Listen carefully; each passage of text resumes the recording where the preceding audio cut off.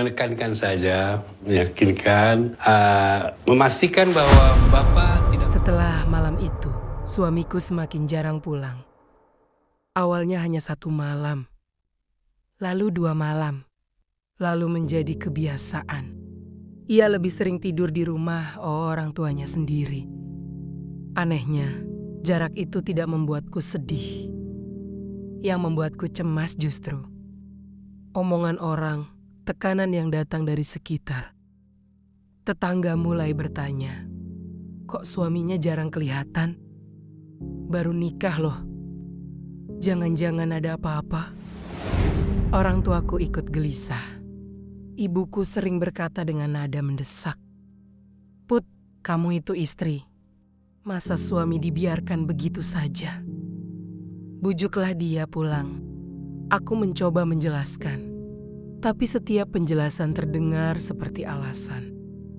Seolah semuanya kembali padaku. Aku mencoba menghubunginya. Telepon, pesan, jawabannya selalu sama. Nanti ja, besok. Sabar, masih ada urusan. Hari demi hari berlalu, dan jawabannya tidak pernah berubah. Tekanan semakin berat. Aku mulai panik.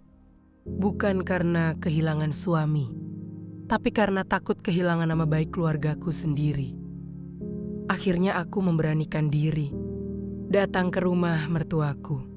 Aku berharap bisa bertemu suamiku. Bisa membujuknya pulang. Namun sesampainya di sana, ia tidak ada. Yang ada hanya ibu mertuaku. Wajahnya dingin, tidak ramah. Aku menyapa dengan sopan, Bu. Mas, ada. Ia menjawab singkat. Tidak tahu, aku menunduk. Aku mencoba menjelaskan sedikit.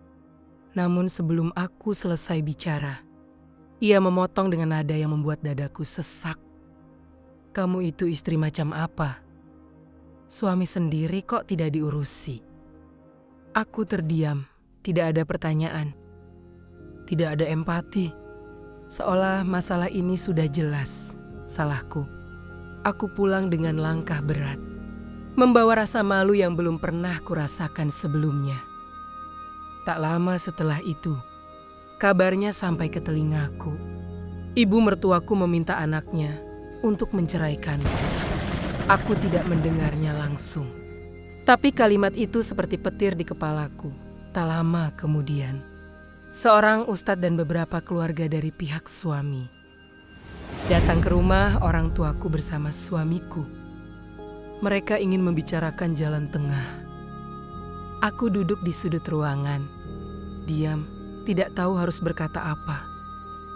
Yang paling menyakitkan adalah orang tuaku sendiri lebih sering berkata, "Kamu yang bikin begini.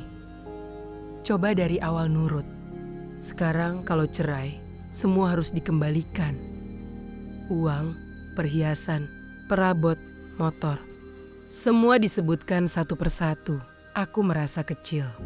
Seolah nilai diriku hanya dihitung dari benda.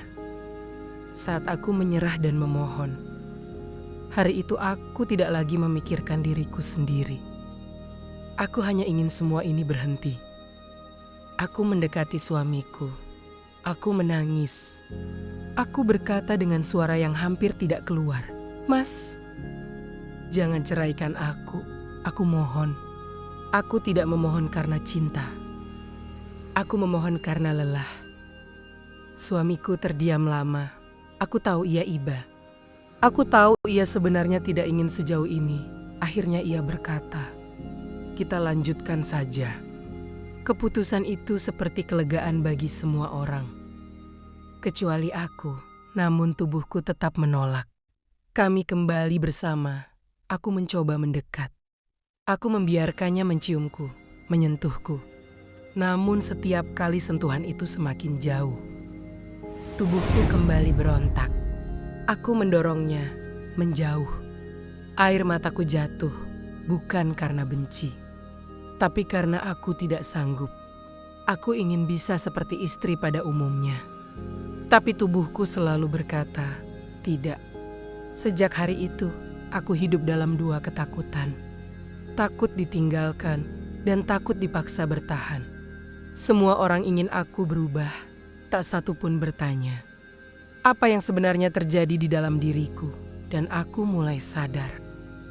Pernikahan ini tidak hanya menyakitiku, tapi juga perlahan menghancurkan semua orang di sekitarku.